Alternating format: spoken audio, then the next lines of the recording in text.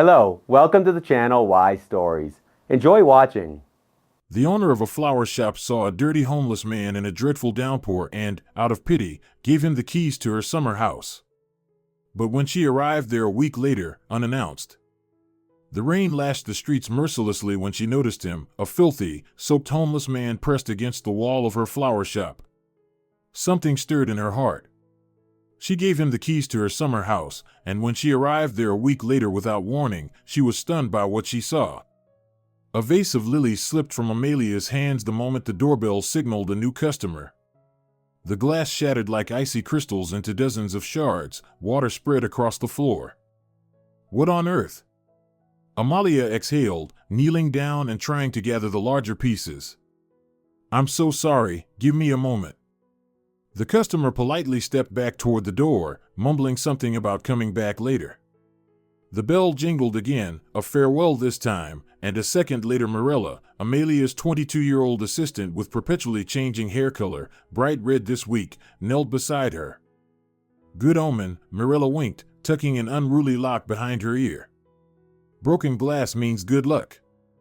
"Only if it's not a Venetian vase worth more than your weekly salary," sighed Amalia, carefully picking up a sharp shard shaped like a blade. Mirella shrugged, unbothered by the remark. "Still lucky. My grandmother used to say, the more expensive the breakage, the more luck it brings." Amalia found herself almost envious of such carefree logic. At 40, every accident already felt like part of some plan destined to backfire, especially when you're a widowed woman, the sole owner of a business kept afloat only by your sheer determination. "Get me a rag from the storage room and keep working on that arrangement," she said, rising. "Josefa Mercedes will be here any minute for her anniversary bouquet, and we've got a flood and an unfinished order." The day went on, phone calls, customers, bouquet orders, bills waiting to be paid. As usual, Amalia lost track of time, absorbed in work, until she happened to glance up and spotted a strange scene through the window. Near the dumpsters by the grocery store across the street, a figure was rummaging. Tall, hunched, dressed in clothes of indeterminate color and shape. He methodically sifted through the bin's contents, occasionally pulling something out and putting it into a worn-out bag. From where Amalia stood, she couldn't see his face, just a black silhouette against a gray street, like a clumsy brushstroke of ink on a watercolor landscape. Something about the scene made her freeze, unable to look away. A common city sight, one most people had long learned to ignore, suddenly held her attention. What must it be like to dig through trash, she wondered, clutching the small pot of violets in her hands. What has to happen in someone's life before they end up there? "Amalia." Mirella's voice brought her back to reality. "It's the wholesaler. They're calling about the new shipment of chrysanthemums." Amalia turned from the window, but the image of the man by the dumpsters haunted her all day, surfacing in her thoughts between tasks like an intrusive melody. The next morning, he was there again. Amalia noticed him while unlocking the store. His ragged silhouette now looked even more out of place in the morning light, like a stain on a freshly washed tablecloth. This time she got a better look. The man was clearly past middle age, though it was hard to tell by how much. Life on the streets is cruel to appearances. His beard was a tangled mess, and greasy strands of hair hung limp. His clothes were layered, a t-shirt, a shirt, and a blazer with one sleeve torn off, all in dull gray tones, as if coated in city dust. But what struck Amalia most were his movements. He moved carefully, trying not to attract attention. When people passed by, he stepped back into the shadows, as if not wanting to disturb them with his presence. There was no aggression or drunken swagger in his behavior. He simply seemed to be doing what he had to do to survive, as unobtrusively as possible. "Who are you looking at?" Mirella appeared beside her, curiously peering out the window. "No one," Amalia replied vaguely, starting to arrange the bouquets on display. "Just thinking." Mirella followed her gaze and twisted her lips. "Oh, him? He's been hanging around for a week now. They say he used to be normal, then started drinking and lost everything. Classic story." "Who says?" Amalia asked, surprised at how quickly urban legends are born. "Paula from the coffee shop," Mirella waved it off. "Her boyfriend's in security, he's seen plenty like him." Amalia wanted to argue that not all homeless people have the same story, but she said nothing. What business was it of hers? She had her own problems, loans for the shop, suppliers, competitors eager to lure her clients away. On the third day, the skies opened up, the rain had started during the night and by noon had become a true downpour. The streets emptied, and there were barely any customers. Amalia spent the morning updating the store's website and checking invoices, while Mirella fussed over the new batch of orchids. "No one's coming in this weather," Mirella said around 5, glancing out at the deserted street. "Should we close early?" "Got a date?" Amalia smiled, already knowing the answer. "How do you always know?" Mirella smiled back, her cheeks flushing. "He's from the music store across the street, plays guitar, and—" "Go!" Amalia interrupted. "Just take my big black umbrella." Her assistant beamed, kissed Amalia on the cheek, and flew out 5 minutes later, leaving behind the scent of youth and cheerful, cheap perfume. Silence settled over the shop, broken only by the rain drumming on the roof. Amalia cherished these moments, time to slowly arrange bouquets, to talk to the flowers, which she was convinced spoke back in their own way. She had just finished a bouquet of white roses when a sudden crack of thunder made her jump. Lightning lit up the street, and in that flash, she saw his dark figure, curled against the shop wall under the awning. Through the display glass, she could make out his tangled beard, disheveled hair, and clothing soaked through. "Just what I needed," she muttered aloud, though no one was there. "As if I didn't have enough problems." For the first time all day, her phone had been silent for over half an hour, no new orders, no calls from regulars. The rain had scared everyone away, and now this vagabond at her doorstep threatened the store's reputation. Amalia firmly set down the floral shears and looked around for something to defend herself with, just in case the man turned out to be aggressive or drunk. Her gaze landed on a mop leaning in the corner. Grabbing it, she headed for the door. "The sooner I get rid of him, the better," she told herself, opening the door. A gust of wind threw a handful of cold raindrops into her face. Gripping the mop tightly, Amalia stepped under the awning. "Hey," she called out, putting all the sternness she could muster into her voice. "Could you please leave? This is private property. You're scaring away my customers." The man flinched and slowly raised his head. The dim light from the shop window pulled a gaunt face from the shadows, nearly hidden behind a matted beard and wet strands of hair. His blazer, once decent, now in tatters, and torn pants clung to his body, a filthy rag stuck out of a shoe with a flapping sole. "I'm sorry," he said hoarsely, rising to his feet. "I didn't mean to cause trouble. I'll leave now." Amalia froze, surprised by the sound of his voice, no aggression, not a hint of drunkenness, just exhaustion and a strange dignity in his tone. He spoke like an educated man who had somehow ended up in someone else's clothes, someone else's life. "Is there really no place in this whole city besides my shop?" she asked, less confidently now, still holding the mop. "Why here?"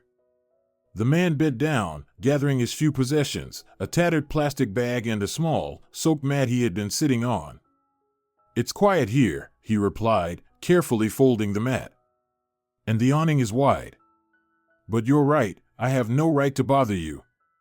In the bag, Amalia noticed half a loaf of stale bread, carefully wrapped in a relatively clean piece of plastic.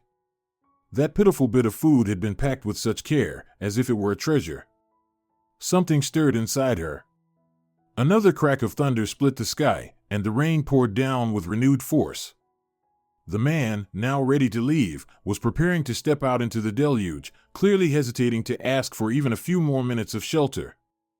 "Wait," Amalia said suddenly, surprising even herself. "Where will you go in weather like this?" "The underpass by the train station," he answered with a shrug. "It's packed right now, half the city's homeless take cover there, but at least there's a roof." He didn't beg, didn't complain. Amalia felt her irritation give way to something else. "Listen," she said, lowering the mop that now felt ridiculous in her hands, "no one's coming in this weather anyway. Would you like a cup of hot coffee?" Something flickered in his eyes, surprise, skepticism, hope. Are you serious? He asked cautiously. You don't have to trouble yourself. I can really leave. Come in. She stepped back toward the door to the shop's storage room. It's warmer than outside. And judging by the forecast, this rain is here to stay. The man hesitated, as if weighing the risks, then cautiously stepped over the threshold, trying not to drip too much on the clean floor. You can leave your things here by the entrance, said Amalia, switching on the electric kettle in the back room. And sorry about the mop, it was just a precaution. Completely understandable, he nodded. And in that nod was again something from another life, a certain refinement, oddly out of place in his current situation. While the kettle boiled, Amalia pulled out some leftover cookies from lunch and 2 cups. Her hands were trembling slightly. What was she doing? Letting a total stranger, a homeless man, into her shop? On the other hand, her instincts told her this man wasn't dangerous. What's your name? She asked, pouring the coffee. Ricardo, he replied, carefully accepting the hot cup. Ricardo Murga. Amalia Kaiser, she introduced herself. This is my shop. They sat on folding chairs in the back room between crates of flowers and rolls of wrapping paper. Ricardo drank his coffee in small sips, clearly savoring the warmth.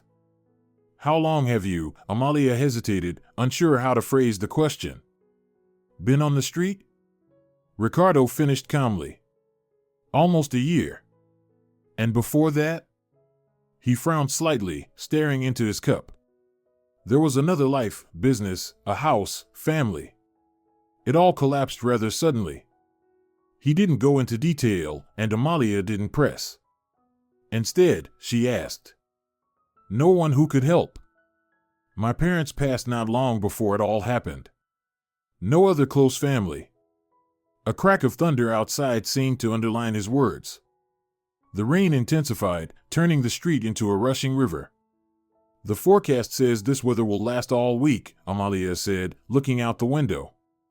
Then, turning to Ricardo, she added, almost against her own will, I have a garden house on the outskirts, about 7 kilometers from here.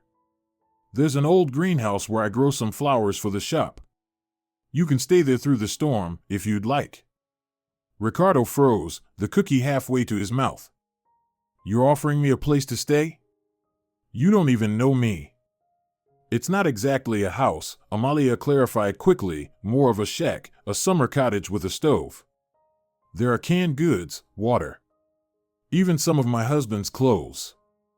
But if you sleep wherever you can find shelter in this weather, you'll end up sick. Ricardo was silent for a long moment, as if trying to find the catch in her offer. I can't accept such help for nothing, he finally said. How can I repay you? Look after the greenhouse, Amalia replied quickly. There are chrysanthemums, alstromerias, and a few other varieties. With this weather, the roof could get damaged. You can act as a caretaker. It was a small lie. The greenhouse roof had been reinforced after last year's hurricane, but she wanted him to accept the help with dignity, not as charity. If that's the case, Ricardo nodded slowly, I'd be very grateful, and I promise to take care of your flowers. Amalia stood and took a set of keys from her bag. Pine Street, number 22. From the bus stop, it's a 10-minute walk. Wooden house with a green roof. You can't miss it. I won't, Ricardo said, carefully taking the keys. Thank you, Amalia. I haven't experienced kindness like this in a long time. Buses run every half hour, she added, suddenly feeling shy. The last one leaves at 11 p.m. sharp. Will you make it? I will, Ricardo nodded. Finishing his coffee, he gently set the cup on the table and stood. Thank you again. Amalia walked him to the door. The rain was still coming down in sheets. Goodbye, Ricardo said, buttoning his torn blazer. I'll take care of your flowers. She nodded, unsure of what else to say. Ricardo picked up his bag with the bread and the folded mat, and stepped out into the rain. Closing the door behind him, Amalia leaned against it. What have I done? Pounded in her head. She had just handed the keys to her summer house to a complete stranger, a homeless man she'd met half an hour ago. And yet something in his eyes, and the way he carried himself, told her this man could be trusted. Or was it just a moment of pity? Amalia returned to the back room and mechanically began cleaning up the cups. To be honest, the old cottage wasn't particularly valuable. It was more of a garden plot and storage shed full of junk that wouldn't be missed if it disappeared. Thunder rumbled again outside, and the rain grew heavier. Amalia imagined Ricardo trudging through that downpour to the bus stop and shivered. A strange feeling welled up inside her, anxiety mixed with relief, doubt mixed with a quiet certainty that she had done the right thing. A week passed in a blur, between orders, deliveries, and invoices. Amalia kept herself busy, almost deliberately, to avoid thinking about the keys she'd handed to a stranger or what might be happening at her cottage. Every evening she promised herself, "Tomorrow I'll go check." But every morning brought another excuse to postpone the trip. Fear of what she might find outweighed her worry. "Amalia, it's for you," Mirella said, handing her the phone, pulling her away from drafting an order for fresh flowers. Someone named Santiago Marchanti. Her heart skipped a beat. Santiago, her neighbor near the cottage, usually called for one of two reasons: either something had happened on the property, or it was time to pay dues to the neighborhood association. "Hello?" Her voice trembled slightly. "Amalia." The elderly man's voice sounded surprisingly cheerful. "Where have you been hiding? Why didn't you tell me you'd found yourself such a hard-working helper? Your place is the envy of the whole street." Amalia froze, holding the phone to her ear.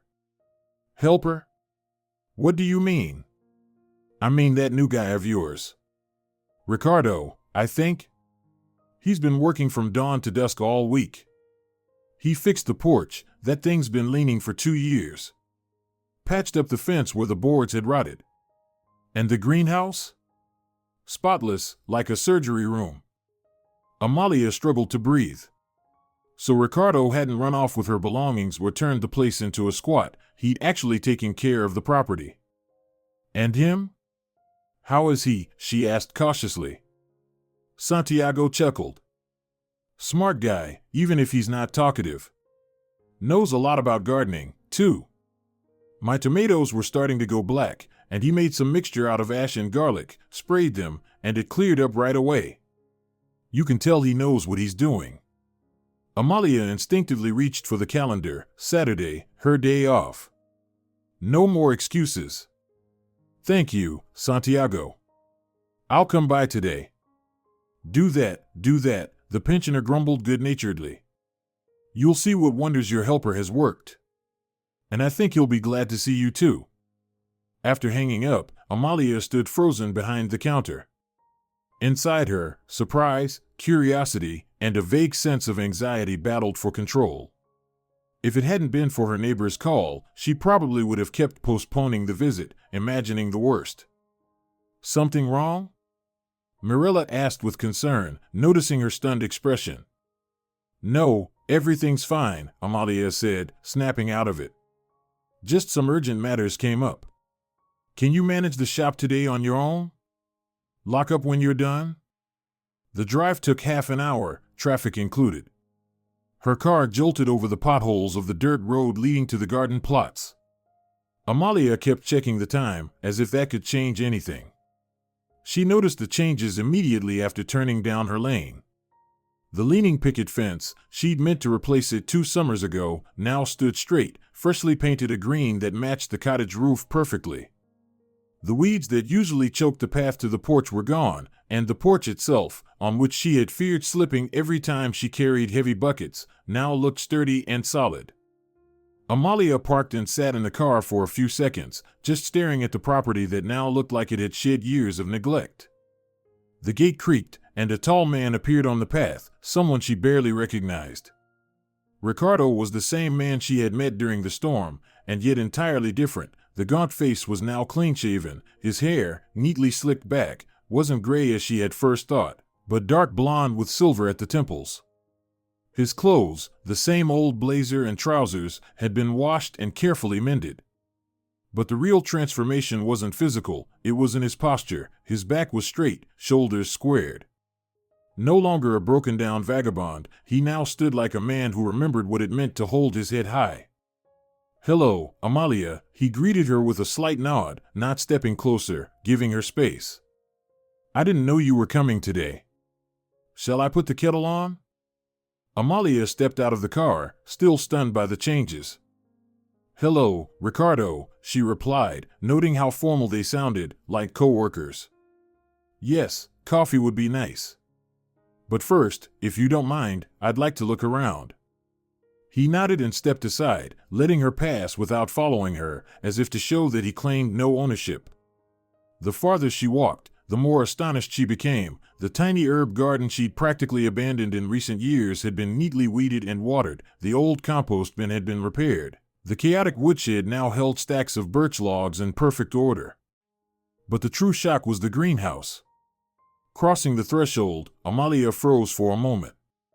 The glass walls sparkled, letting in streams of light. The paths between rows of plants weren't just swept, they had neat planks laid out for easier movement.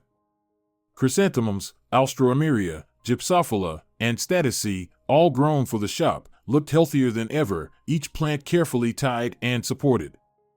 "Looking for something in particular?" Ricardo's voice behind her made her jump. "I just can't believe my eyes," she admitted honestly. "Santiago said you cleaned things up, but I didn't expect this." Ricardo shrugged, a gesture that had looked helpless a week ago, but now seemed like a quiet sign of humility. "It's the least I could do to thank you for your trust." He paused, then added, "The weather seems to be clearing up, so I'll take my things from the shed.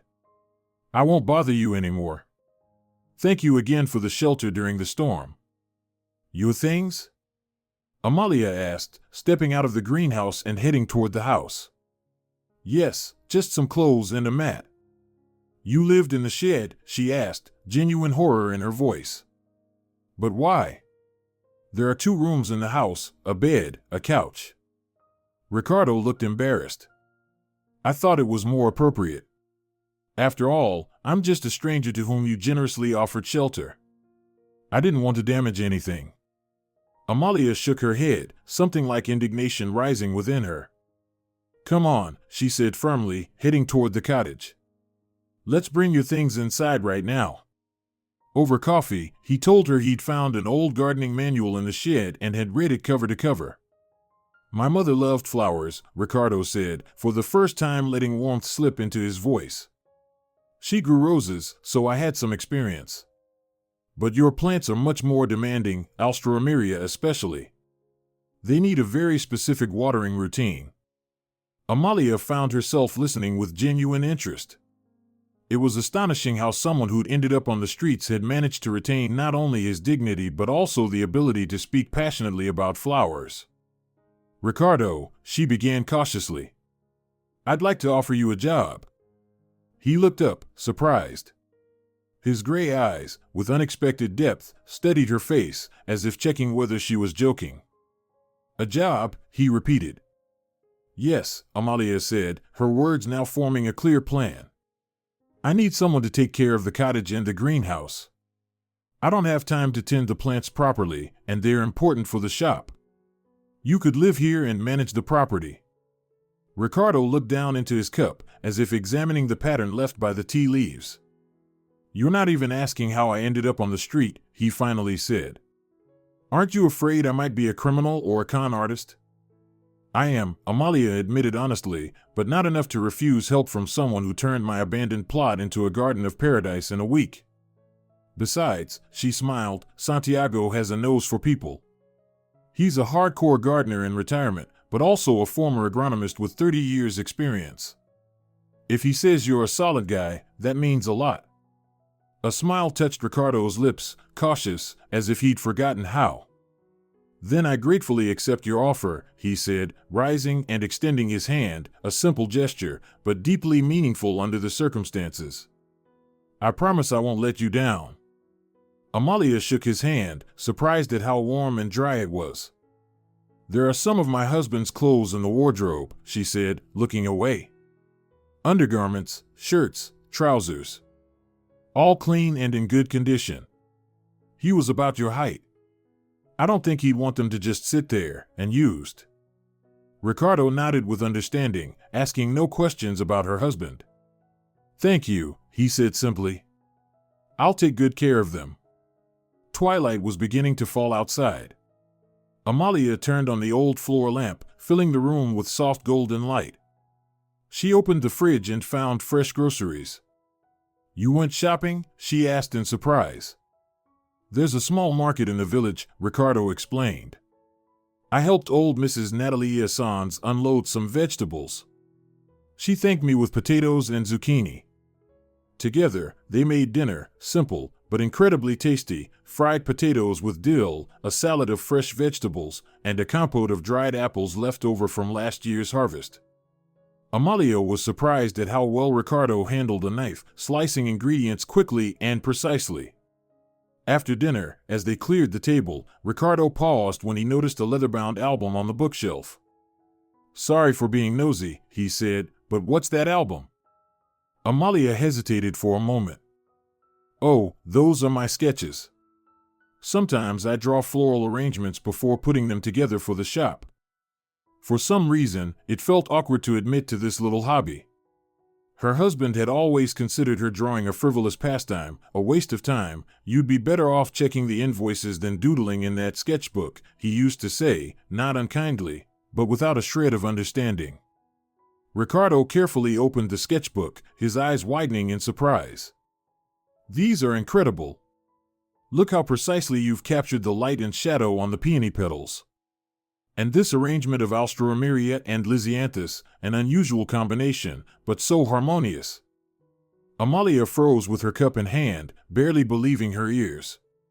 He wasn't just complimenting her work, he truly saw the details, noticed the composition, recognized the subtle touches she put into each sketch.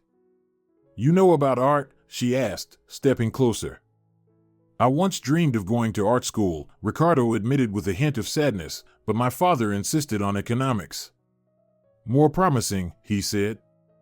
The soft light from the floor lamp wrapped around them, the pages of the album rustled as Ricardo turned them carefully, and outside, the darkness deepened, but this time, it held no fear, no loneliness. July brought warm weather, filling the air with the scent of ripening berries and freshly cut grass. The month passed quickly, filled with the daily routines of tending flowers, small repairs, and long evening conversations. Amalia found herself looking forward to Fridays not because they marked the end of the work week, but because they meant she could go to the cottage and spend 2 days there. The garden plot had once felt like a burden, an inheritance from her parents she couldn't quite abandon but didn't want to maintain either. Now, every time she arrived, she discovered something new: raspberry bushes carefully tied, a pebble path laid to the sauna, the gazebo freshly painted. The drive flew by to the sound of her favorite music. Amalia pulled up to the plot, expecting, as usual, to see Ricardo fussing with the beds or building something. But this time, the gate remained closed. No one came to greet her. Strange. Usually, as if by some sixth sense, he always knew she was arriving. Unloading bags of groceries, Amalia walked around the property, calling out to Ricardo. No answer. The greenhouse was empty. The cottage too, only a half-finished cup of tea on the table. A sharp twinge of anxiety hit her chest. A groan came from the shed. Amalia turned, listening, and rushed toward it. The door was ajar. On the wooden floor, leaning back against the workbench, Ricardo sat, half laying, half sitting. His face, slick with sweat, was contorted in pain. One hand clutched his abdomen, the other braced against the floor as he tried to sit up. My God! What happened? Amalia dropped to her knees beside him. Are you okay? I'll call an ambulance. It's nothing serious, Ricardo whispered, trying to smile. Just an attack, it happens sometimes. It'll pass. But Amalia could see from his face that it was anything but nothing. I'm calling an ambulance, she said firmly, already pulling out her phone. No arguments. Ricardo shook his head weakly. It's no use. No documents, no insurance. Just let me lie down. Are you out of your mind? What if it's serious? Amalia was already dialing emergency services. Amalia, please understand, Ricardo coughed, and pink-tinged foam appeared on his lips. They won't admit someone without papers. And they'd be right, not much choice, it's the law. But Amalia was already speaking with the dispatcher, clearly stating the address and symptoms: suspected bleeding ulcer, fever, pallor, cold sweat. The ambulance is on its way, she said, leaning over Ricardo. Now listen to me carefully, you are my husband, understand? Your documents were recently lost and haven't been replaced yet. Insurance too. I'll cover all expenses. No arguments. Ricardo's eyes widened in surprise, and perhaps gratitude. He tried to speak, but another wave of pain overtook him. Hold on, Ricardo, she whispered, not even realizing she had said his name so naturally. Help is on the way. The wait for the ambulance felt endless. Finally, the siren's wail reached her ears. 5 minutes later, Ricardo was being loaded onto a stretcher. Amalia climbed in beside him, clutching his hand tightly. At the emergency room, they were greeted by a slender, middle-aged woman with short dark hair and sharp, intelligent eyes. Dr. Camila Porras, she introduced herself. What do we have? Suspected bleeding ulcer, the paramedic replied as orderlies transferred Ricardo onto a hospital bed. Dr. Camila examined Ricardo quickly, issuing brisk instructions to the nurse. 4. Blood work, prep the or just in case. Then she turned to Amalia. Patient documents? Lost recently, Amalia said firmly, looking the doctor straight in the eye. Not yet replaced. No insurance either. I'm ready to sign a private care agreement. Dr. Camila frowned slightly, but didn't argue. We'll need at least a copy of some document. Maybe a photo of a passport in your phone. We have to register the patient somehow. Amalia reached into her handbag, feeling for the envelope of cash she had prepared in advance. Behind it, she found a stack of gift certificates from her flower shop. Dr. Camila, she called. I own a flower shop downtown. Perhaps you'd enjoy a few bouquets for your loved ones? Just a small thank you for your care. And I'll try to find a document photo, but in the meantime, we can fill in his information verbally. She handed over 3 certificates and the envelope. The doctor pretended not to see the envelope, but accepted the gift cards. My anniversary is coming up, actually, she said with a nod. Don't worry about your husband. I'll make sure he's taken care of. 2 hours later, Amalia sat beside Ricardo's bed in a small private room. The 4 dripped steadily, delivering necessary medication. His color had improved, his breathing was more regular. How do you feel? She asked when he opened his eyes. Better, Ricardo smiled faintly. Thank you for not leaving me there. And for everything else. You've restored my faith in people. There was a trace of bitterness in his voice. What happened to you, Ricardo? She asked. How did you end up on the street? He was silent for a long time, staring at the ceiling. Then he sighed.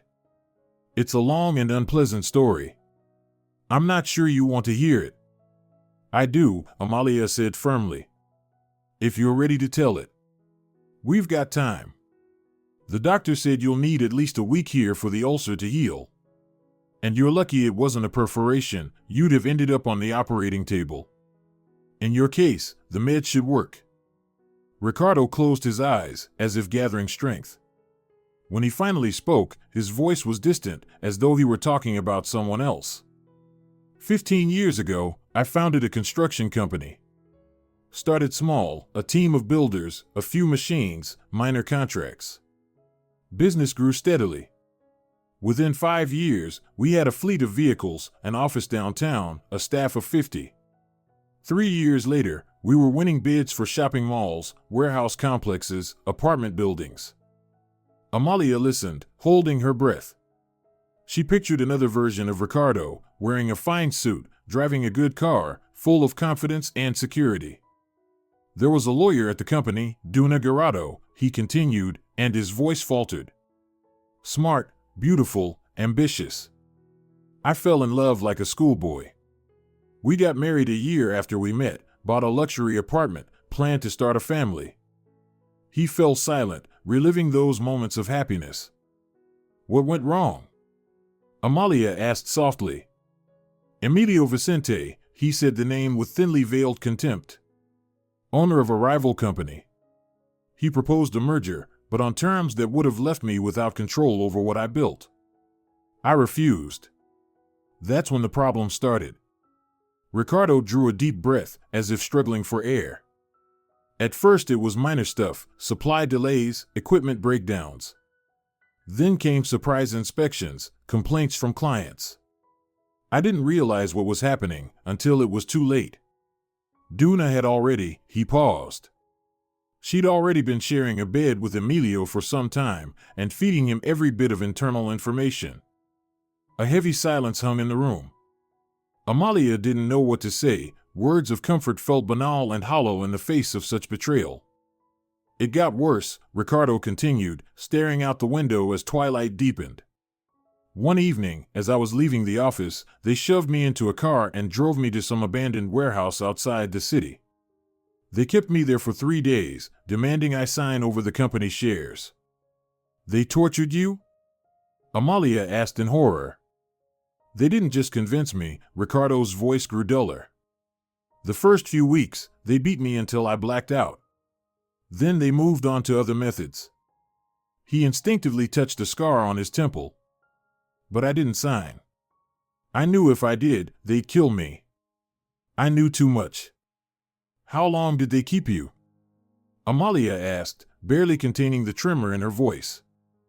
Almost 7 months, Ricardo answered, his gaze clouding with old pain. In some abandoned hangar in a northern suburb. They took me out of the city so no one could find me. The food was always delivered by the same guard, a silent guy with a beard. But one day he was replaced by someone younger, probably new. He got distracted by a phone call and forgot to lock the door. I took the chance. Ricardo spoke slowly, as if reliving the moment. It took me almost 2 weeks to get back, no money, no documents, in a city I didn't know. I picked up odd jobs to earn just enough for a train ticket. Eventually I made it back to the capital. I went home, his voice fell to a whisper, but a stranger opened the door. The apartment had already been sold. New owners. I went to the office, it was now a different company. I tried to find Duna, she'd moved, no forwarding address. Amalia silently squeezed his hand, at a loss for words. I found out the details from an old colleague, Alfredo, Ricardo continued. Turns out Duna claimed I'd fled abroad with company funds. They forged a mountain of documents, loan agreements, receipts, fake transactions. On paper, it looked like I'd stolen millions and disappeared. They took out more loans in my name, bankrupted the company, sold off the assets to Emilio's shell companies. It was all executed perfectly. The 4 ticked steadily. Outside, darkness had fully fallen, but neither of them moved to turn on the light. When I went to the police, they wouldn't even listen to me. Ricardo's voice was so quiet that Amalia had to lean in to hear. They almost opened a case against me for fraud, as if someone had already made sure every escape route was blocked. And then I found out the worst of it had already happened. He fell silent, and Amalia saw how his fingers trembled as they gripped the hospital blanket. Family, she asked gently. Friends? Ricardo closed his eyes, and 2 tears rolled down his cheeks. It was just my parents. My father, Jose, was a retired engineer, and my mother, Carla. They were both in their 70s.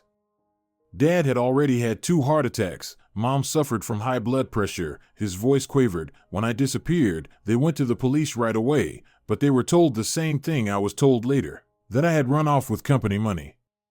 2 weeks after I vanished, debt collectors came to their door, showed them some papers claiming I'd taken out a loan using their apartment as collateral. Amalia clutched her hand to her mouth in horror.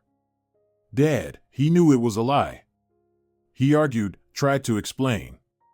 He had a 3rd heart attack right there, in front of them. They didn't even call an ambulance. They just left. Left my mother with his body. In the darkness of the hospital room, Amalia could see tears rolling down Ricardo's hollow cheeks, though he didn't seem to notice them. Mom, she was always strong. But that broke her. She stopped eating, refused help from neighbors, wouldn't take her medicine. A month and a half later, she had a hypertensive crisis that turned into a massive stroke. A neighbor found her and called an ambulance, but it was too late. She died in the hospital, never knowing what happened to me. Amalia couldn't bear it.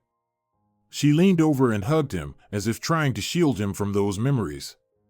Ricardo froze at her touch, then slowly relaxed and rested his cheek on her shoulder, like a lost child who had finally found a safe place. When I returned and found out my parents were gone, that the apartment had been sold with a fake power of attorney, that all their things had been thrown out, his voice broke, I fell apart. I drank for months, lost the last of my money, slept wherever I could. Eventually, I pulled myself together, tried to find work, but without papers, looking like a vagabond. Amalia stroked his hair gently, afraid to say anything and break this fragile moment of trust. You know what the worst part is? Ricardo asked suddenly, pulling back slightly and looking her in the eyes. It's not that I ended up on the street. Not the hunger, not the cold, not even the humiliation. It's that I couldn't protect my parents, that I was the reason they died, even if indirectly. You are not to blame, Amalia said firmly, squeezing his hand. The ones to blame are the monsters who preyed on their vulnerability. Ricardo shook his head. If I hadn't been so overconfident. If I had paid more attention to the red flags. If I hadn't trusted Duna so blindly, I could have prevented it all. You couldn't have known, Amalia countered. You couldn't have foreseen such, she searched for the word, such sophisticated cruelty. They fell silent. Thank you for listening, Ricardo said at last. I've never told this to anyone before. I didn't want to sound pathetic. You don't sound pathetic, Amalia replied softly. You sound like someone who's been through hell and didn't give up. You rebuilt my property, turned an abandoned greenhouse into a blooming garden. You didn't give up, and that's what matters. Ricardo smiled faintly. You know why I fell in love with your flowers? They're like people, fragile, yet incredibly resilient. Cut the stem, and it grows new roots. Crush them, and they still push up through concrete. All living things want to live, no matter what. Outside, the stars flickered, reminders that even the darkest sky is never completely black. Amalia looked at Ricardo's profile, sharpened by pain and loss, and felt a resolution taking shape inside her. She would help him rise from this darkness, return to life, restore not only his health, but justice. Dr. Camilla peeked into the room, nodded at the peaceful scene, and quietly closed the door again without turning on the lights. Amalia remained where she was, sitting by Ricardo's bed, holding his hand, as if silently promising that she would never let him go back to the cold and loneliness again. August shimmered with heat, golden sunlight spilling across the asphalt. Ricardo, now recovered, had come to Amelia's flower shop to help reinforce the shelves in the storeroom. As he stepped into the front to check the equipment, the bell above the door jingled. Unusual for this late in the day. Amalia stepped to the counter. Ricardo, the visitor asked in surprise. Ricardo straightened slowly, locking eyes with the man. Alfonso? Pedro Alfonso? For a few seconds, they stood stunned by the encounter. Then the men embraced with that special intensity shared only by old friends reunited after a long separation. Amalia stood aside, watching with quiet curiosity. Pedro and I started out together, Ricardo explained, catching her glance. Later, he moved into a different niche, building materials and hardware. The next hour flew by in conversation. Pedro told how he had tried, unsuccessfully, to find Ricardo after his disappearance, how he had heard all sorts of rumors but never believed the story about him running away. I knew it was a setup, he said, setting down an empty cup. Emilio was always into shady deals, but this time he swallowed a whole company. Amalia listened, watching Ricardo closely. For the first time since they met, he spoke about his past without bitterness, as if discussing an old project that didn't work out due to unfortunate circumstances. Maybe this was what he needed all along, to speak to someone from his former life who had once seen him at his peak and now didn't look at him with pity. "You've done well," Pedro suddenly said. "You didn't break. Your hands still work, and your head's in the right place." They talked late into the night. Pedro spoke about his business network, his development plans, the potential for opening a new division. Ricardo listened with growing interest, asking sharp questions and jotting notes in a small notebook. Amalia saw a spark light up in his eyes, the way a hunting dog perks up when it catches a scent, or the way a fisherman watches a bobber dip under the surface. When Pedro finally left, leaving his business card and extracting a promise from Ricardo to think about joining the team, a quiet settled over the storeroom where they had spent the evening. "It's a great opportunity for you," Amalia said, breaking the silence as she cleared cups from the table. "Good job, official employment, growth prospects." Ricardo came up behind her and gently placed his hands on her shoulders. Over the past weeks, a strange closeness had developed between them, not romantic, but deeper than mere friendship. They hadn't kissed, hadn't shared a bed, but a wordless understanding and steady support bound them closer than any vows. "You know what's the strangest thing?" Ricardo said suddenly, gazing up at the night sky as they stepped out of the shop. "If not for that rain, if not for your kindness, I never would have met Pedro. Would never have gotten this chance. Fate is a strange thing, isn't it?" "Fate," Amalia repeated thoughtfully, recalling the broken vase, Mirella's words about omens, and her own impulse on that rainy evening. Perhaps that's the wisdom of life, not being afraid to reach out a hand, even when it seems foolish, because you never know what extraordinary consequences a single act of humanity might bring. In the darkness, their hands met and intertwined, no words, no promises, just a silent affirmation that of all the roads branching before them, they would try to choose one that wouldn't separate them. Their relationship was gradually becoming something more than friendship, though both avoided any conversation about the future. Maybe because Ricardo's past still held him in its iron grip. "I think it's time you did something about it," Amalia said one day. "About your story, about your parents' apartment. You deserve justice." Ricardo shook his head. "It's too late. It's been over a year." "It's never too late for the truth," she replied. "I know a lawyer, Joaquin Era. He specializes in cases like this, real estate fraud, forged documents." Ricardo was silent for a long time. Amalia thought he hadn't heard her until she finally heard him whisper, "All right, let's try." Joaquin's law office was in an old building on Quiet Street in the city center. He was a solid man in his 50s, with a sharp gaze and a neatly trimmed beard. He listened to Ricardo's story attentively, asking clarifying questions and jotting down notes. "Not an easy case," he said once Ricardo finished. "But not hopeless. First, we have clear signs of document forgery. Second, there are neighbor testimonies saying your parents never signed any power of attorney. Third, we can trace where the apartment sale money went. I think we'll find an interesting trail." "And the company?" Ricardo asked quietly. "The company?" Joaquin shook his head. "That's tougher. The assets have long been liquidated, the legal entity dissolved. But the apartment, we can fight for that. And more importantly, hold the fraudsters accountable." There was a predatory gleam in the lawyer's eyes, the look of a hunter who smelled blood. He handed Ricardo a contract. "I work on results," Joaquin said. "If we recover the property, I take a cut. If not, you just cover expert fees and court costs." Within a week, a report was filed with the investigative committee. 2 weeks later, the first interrogations began. But it quickly became clear that the case was stalling. The investigator, young and energetic Eric Roldan, seemed to be running into invisible walls, bank requests were delayed, document analyses postponed, and witnesses suddenly couldn't recall anything. "What's going on?" Amalia asked Joaquin after yet another hearing, where the decision was made to suspend the case pending new developments. "Antonio Montaña," the lawyer said briefly, nodding toward a heavy-set balding man, the head of the investigation unit. "Looks like he's been paid off." These cases often get buried when powerful people are involved. Ricardo stared after Antonio, his face frozen in an expression Amalia had never seen before, a mixture of despair and cold fury. "I won't give up," he said quietly.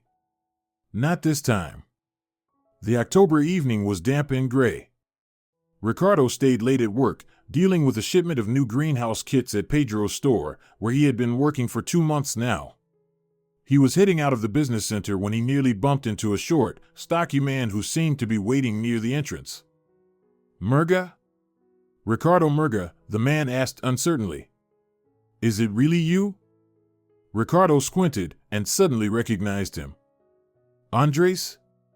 Andres Nistel, the former technical director of his company, looked 10 years older. Once fit and energetic, he was now hunched, with a sad paunch and thinning hair. "I thought you were gone," Andres said, shaking his hand firmly. "There were all sorts of rumors. But then I saw your name on an internal doc from Pedro's company and decided to check." They went to a nearby cafe over coffee. Andres shared his story. After Ricardo disappeared, he was first demoted, then fired under the guise of restructuring. When he tried to find work elsewhere, he discovered he was facing criminal charges for embezzlement. Everyone knew the charges were fake, but no one wanted to get involved, Andres sighed. "I was basically blacklisted. Now I consult for small firms, well out of Emilio's reach." "Do you know who else was hit?" Ricardo asked. "Hector, our finance guy," Andres nodded. "He was accused of being an accomplice. Charges were dropped, but he hasn't worked in finance since." "And remember Vicente? He and Emilio used to compete for government contracts. Vicente started drinking heavily, lost his business, his wife, his home. And Alberto, he actually did time. 3 years." Ricardo's expression darkened as he listened. A grim pattern emerged. Emilio, with Duna's help, had systematically destroyed rivals, using the same tactics: discreditation, forged documents, pressure on family. "They didn't stop with me," Ricardo whispered. "It's an entire system." He didn't sleep that night. In the morning, he called Joaquin. "I have new information and witnesses." Joaquin moved fast. Within a week, he had collected testimonies from 5 entrepreneurs harmed by Emilio's actions. Andres provided documents proving forged signatures. Hector uncovered records of shell companies used to launder money. Amalia brought in her journalist friend Maria Remedios, who published a series of investigative articles on construction fraud. She didn't name Emilio directly, but the details left no doubt. After the 3rd article, scandal erupted within the investigative committee. Antonio Montaño was temporarily suspended, and the case was reassigned to Eric Roldan, who was given carte blanche to pursue the investigation. "The ice is cracking," Joaquin said when he met with Ricardo and Amalia at his office. They found 2 strawmen who were used to register the apartments. One's already confessed. Now the main thing is not to scare Emilio off while we prep the arrest warrants. "And Duna?" Ricardo asked, and Amalia noticed the tension in his shoulders. "She's in Italy," the lawyer replied. "But I don't think she'll stay there long. Interpol has already received the request." The court hearing to nullify the apartment transactions was scheduled for the end of November. Ricardo prepared for it like for a final battle, reviewing every document he had recovered, meeting with witnesses, even visiting his parents' graves for the first time since their deaths. "You have to do this," Amalia insisted. "To move forward." She went with him, stood silently beside the 2 modest graves, held his hand as he finally spoke to his parents, about his life, his new job, his hope for justice, and about Amalia. On the day of the court hearing, wet snow was falling. Ricardo was pale but composed. Amalia sat in the courtroom, her eyes fixed on him, ready to support him at any moment. Joaquin confidently presented the evidence, methodically refuting every objection. When the judge retired to deliberate, time seemed to freeze. Ricardo sat motionless, staring at a single point. Amalia walked over, sat beside him, and took his cold hand in hers. "No matter what happens," she whispered, "we'll keep fighting." He looked at her with such deep gratitude that it took Amelia's breath away. In that moment, she knew she was ready to walk through anything with this man, pain, joy, every trial life might offer. The judge returned after 40 minutes. The court ruled that the transactions involving the apartments were to be declared invalid. A steady voice filled the hushed courtroom. Return the property to the rightful owner. Forward all materials concerning the fraud for the initiation of a criminal case. Ricardo closed his eyes. Tears ran down his cheeks, but this time, not from grief. "Mom, Dad," he whispered, "you can rest easy now." As they left the courthouse, they were met by reporters, camera flashes, microphones, questions. Ricardo answered calmly but firmly about the fraud, the importance of protecting citizens' rights, and the need for legal accountability. "This is only the beginning," he said. "There's still a lot of work ahead." Amalia watched him with quiet pride. Standing before her was no longer the broken homeless man she once took in, but a strong man who had overcome not just his circumstances, but his despair. That evening, in the stillness of her apartment, which had long since become their shared home, Ricardo stood by the window for a long time, gazing out at the city lights. "You know what matters most," he finally said. "Not the apartment. Not the money. But the fact that I was able to make something right. It feels like a weight has lifted, one I've been carrying for so long." Amalia stepped behind him and wrapped her arms around him, resting her head on his shoulder. "Now you're free," she said softly. "Free from the past, from guilt, from everything that held you down." Ricardo turned to her, looking into her eyes. "Not from everything," his voice trembled. "There's one thing I never want to be free from." There was no direct confession in those words, but none was needed. The fight for justice hadn't been the end, it was the beginning. The beginning of a new chapter where ghosts of the past would have no place. December arrived, bitterly cold and snowy, as if trying to freeze all that had happened in the passing year. Ricardo stood in the middle of an empty apartment that had once been his home. Court officers had just handed him the keys and documents, officially completing the process of property restoration. The former owners, a confused young couple, had silently packed up and left, casting bitter looks over their shoulders.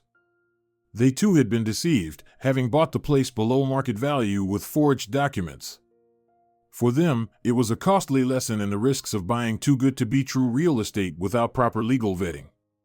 Bare walls echoed with each step. There was nothing left of the former life, no furniture, no photographs, no trinkets hiding memories. Only space, square meters, and a legal victory. Ricardo slowly walked through the rooms, touching the walls as if trying to remember what used to be where. The bedroom, the living room, the study, they all looked different without the familiar details. What filled his heart was not joy or triumph, but quiet sadness. This apartment had been a symbol of his past success, but now it felt like an empty shell. His true home, where his heart had found peace, was elsewhere, with Amalia. The phone rang. Pedro's name lit up on the screen. "Congratulations," Pedro said without preamble. "I heard you won the apartment back."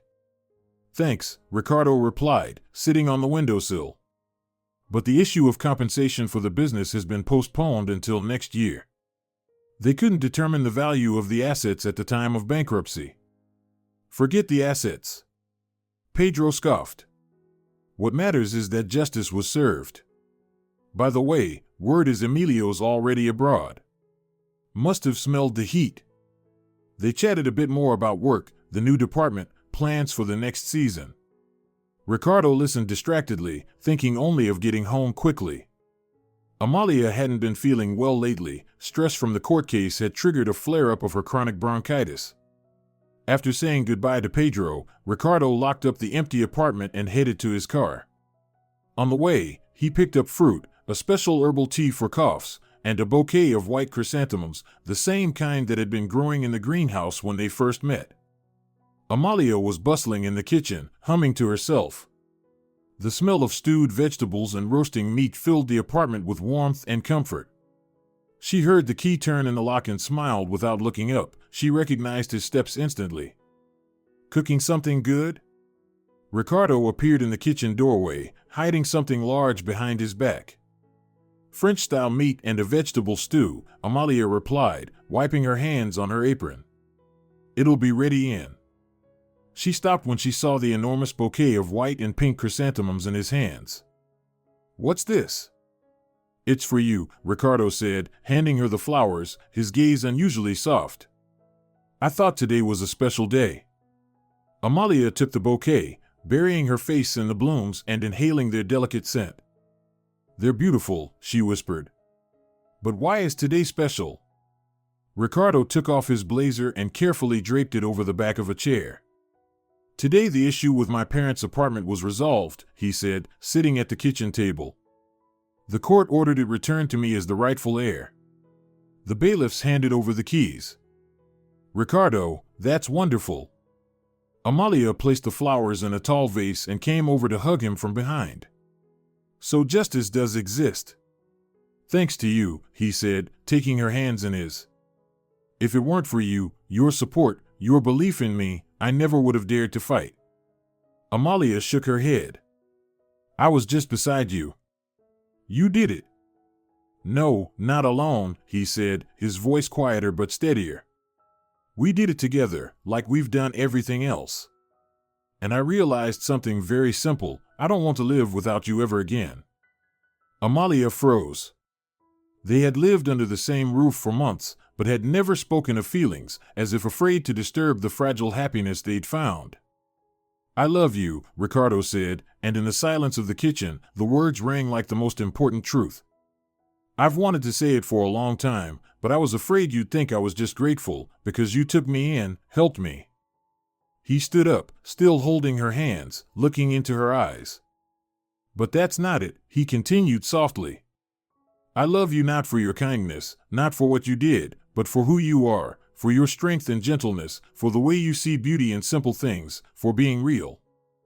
Amalia looked at him for a long moment, her gaze filled with surprise, disbelief, and something deeper, warmth. Why now? She finally asked. Because life's too short for silence, he answered simply. Because today, when I got the keys back, I realized something. That apartment won't be a home without you. No place will. He gently pulled her closer, wrapping his arms around her waist. Marry me, Amalia. Let's build our future, just you and me. Amalia looked at his face, the face that had become so familiar and so necessary to her. She remembered the shattered vase, Mirella's words about omens, and that rainy evening when she handed the keys to her cottage to a stranger. How strangely life can turn. Yes, she said simply. Of course, yes. The oven beeped, signaling that dinner was ready, but neither of them noticed. In that moment, there was only the two of them and the quiet happiness spreading between them like warm light. They decided to postpone the wedding until spring, when the ground would thaw and they could plant new flowers in the garden. Winter flew by in a flurry of joyful preparations and plans. Amalia had fully recovered, Ricardo received a promotion, and their partnership, the flower shop and the garden supply department, was thriving. But in mid-February, an unexpected call came. Amelia's son, Raimon, whom she hadn't seen in over a year, suddenly announced he was returning from Canada, not just for a visit, but for good. I got a job in the local branch of our company, he said. I'm flying in next Wednesday. Can I stay with you for a while? Amalia was taken aback, but of course she agreed. Over dinner, she shared the news with Ricardo.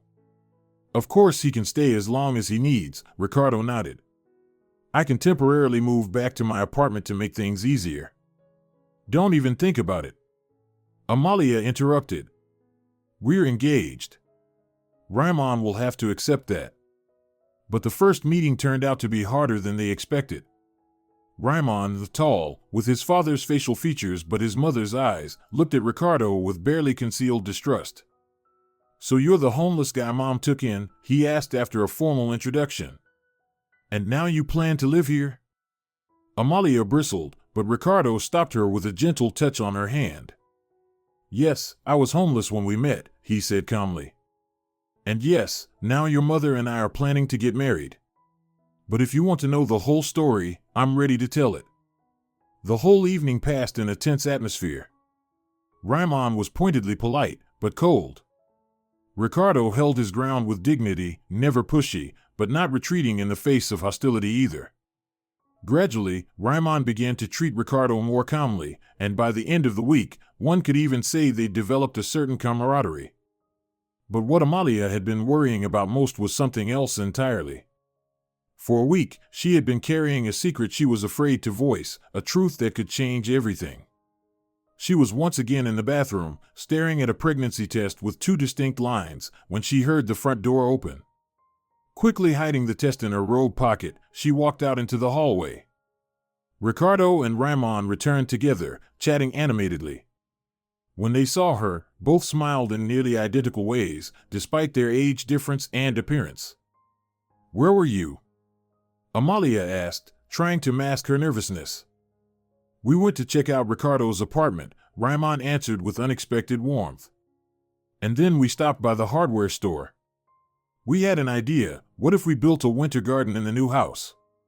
What do you think?" "New house?" Amalia repeated. "We were thinking," Ricardo said, "that it might be time to buy a real house outside the city. Not a summer place, but a proper home, with a big garden, close enough to commute to work." "What about my apartment, and yours?" "Sell them," Raimon chimed in. "Together they'd cover a good house. I could chip in too, with my Canadian savings." Amalia looked from her son to her fiancé, barely believing her ears. Not long ago, they could hardly exchange a word, and now they were making plans together. Something had changed between them, something important. "Mom, you don't look happy," Raimon said. "Are you feeling okay? You're pale." Amalia leaned against the wall, suddenly feeling her legs go weak. All these days she'd been haunted by the same question, how to tell them both. What would Raimon think? What would Ricardo say? Pregnancy at 40, madness, risk. "Amalia, what's wrong?" Ricardo stepped closer, searching her eyes. "You're shaking." She silently pulled the test from her pocket and handed it to him. Ricardo stared at the two lines, not immediately understanding. Then his eyes widened in shock. "You," he stammered. "We're having a baby?" Amalia nodded, anxiously watching his face. What would she see? Fear, disappointment, doubt. But what she saw in Ricardo's eyes was pure, unfiltered joy. He scooped her into his arms and spun her around in the hallway, laughing loudly. "We're having a baby," he cried. "Raimon, did you hear that? You're going to have a brother or sister. You've gone crazy." Amalia gasped, clinging to his shoulders. "I'm 40. This is insane." "It's a miracle," Ricardo countered, gently setting her down.